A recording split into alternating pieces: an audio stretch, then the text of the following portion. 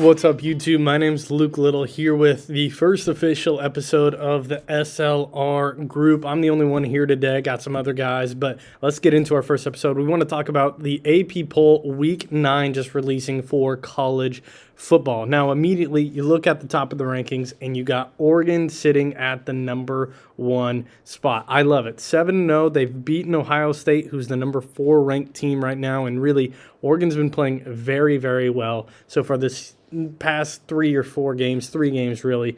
You know, you look at the beginning of the year against Idaho, Boise State. I mean, those are tough ones, but they're wins. And Boise State is ranked, so there's another ranked win for them. They just beat up on Purdue, who is historically been very good or the best out of every unranked school against top 5 opponents, but they handle them pretty well. They're going to go into Illinois next week. Well, actually, Illinois is coming out to Oregon next week on the 26th. That's going to be this Saturday at 2:30, and that's going to be a great game. Illinois been playing well, number 20 ranked team. I think, they played Michigan, who really shouldn't have been ranked to start with this week, but, a good ranked win still, and going out there to that game, I think it's going to be very tough for Illinois, but they could really solidify themselves as a top-tier team in the nation if they upset Oregon, and I think that'll be a fun game. I think Oregon still comes out on top, but I think Illinois can make that one very interesting.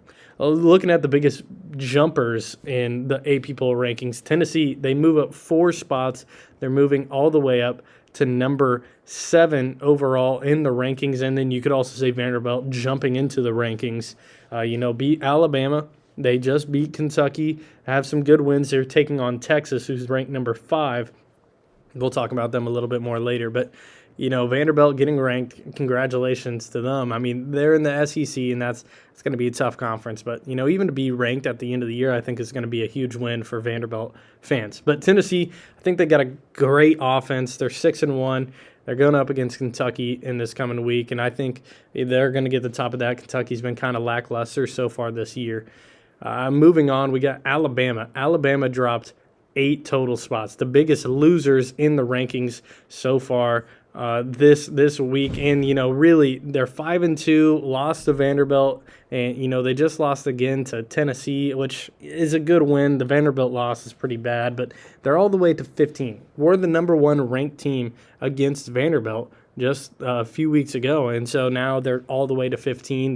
They might be on the outs of the playoffs, which is insane to say with the 12-team playoff. You'd figure Alabama would be up there in the top of the mix, and now they might not even have a chance to win it. And they beat Georgia, and looking at Georgia just beat up on number 1 ranked Texas, and when I say beat up, I mean beat up. Texas, their offense just never really got rolling. Quinn Ewers got out, subbed out, and then Arch Manning comes in, and he does all right, but the defense of Georgia proved how good they were in that Texas game.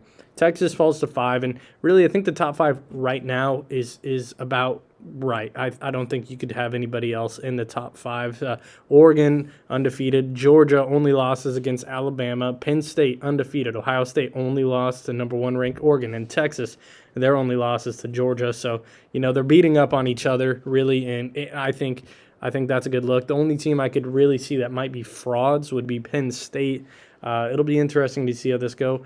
Upset potential, though, against Wisconsin, but Penn State's offense has been legit. Wisconsin loves to put up points, but I think Penn State's offense has been legit so far this year. Miami, 7-0. They play Florida State, so that should be an easy one for them. I want to look at Iowa State. Really, they jump out big to me in this top 10. They drop 1 ranking from 9 after a close game against UCF. And, UCF, all right team. They were 3-3 coming into that, I believe, and so it's a bad look, but they get the win, and that's all you need to do right now if you're in the Big 12 and you're Iowa State. As long as you win, you're going to be all right. I mean, BYU, Iowa State currently topping the Big 12, both undefeated, so they're looking like the best teams. Whoever wins the Big 12 going to the playoffs. So the key term is the Big 12 might not be good, but all you got to do is win. And right now, those 2 teams are doing it, Iowa State and BYU. It'll be interesting to see Iowa State take on a better opponent. Their best opponent so far you could say it was Iowa week 2, and they come out of that one in a squeaker and a field goal at the end of the game. LSU at 8 is a little risky because they lost to USC, and that's a pretty bad look at this point. I want to talk about, though, Indiana real quick. Indiana is, as their coach said, he's a winner. Indiana is winning. They're doing their job. He won at James Madison. Now he's come to Indiana, brought a lot of transfers, got a lot of guys that are out there, and they're hustling. They're playing great football. And the question coming into this last week was, how will they match up against Nebraska? And Nebraska puts up 7 points. They absolutely dominate. So, I don't see a problem with them being at 13. They jumped 3 spots, and, of course, everybody's talking about them being above Alabama now. And so I think Indiana, 7-0, has impressed me so far this year, put up a lot of points. They beat Western Illinois University 77-3. I mean, now that's a low D1 school, but you're looking at that win and you're like, wow, that's a lot of points. And then they put up, I think, 55-7 against Nebraska. And that is a big time win. It'll be interesting to see them against Washington coming up on Saturday. The rest of the rankings, nothing really too surprising as we move along with it. Pittsburgh's been showing out, though, 6-0. They've been playing well. The ACC is all right this year, so they face against Syracuse coming up on the 24th, so that's going to be in just a couple of days. So the last thing I really want to talk about before we talk about Oregon one last time is Army versus Navy. Now, if you're like me, I love the Army-Navy game. I love old school football. I love the pro style. Don't get me wrong. I love passing the ball, but running has become kind of this obsolete thing. It's starting to come back a little bit surprisingly in the NFL right now, but running the ball is really kind of hated on for a lot of fans too. So the Army-Navy game is just so cool, I think. And the reason why it's going to be so awesome this year is both teams are undefeated at this moment. Army going to take on Air Force, and that's a winnable game. That's coming on November 2nd. But coming Saturday, Navy takes on Notre Dame.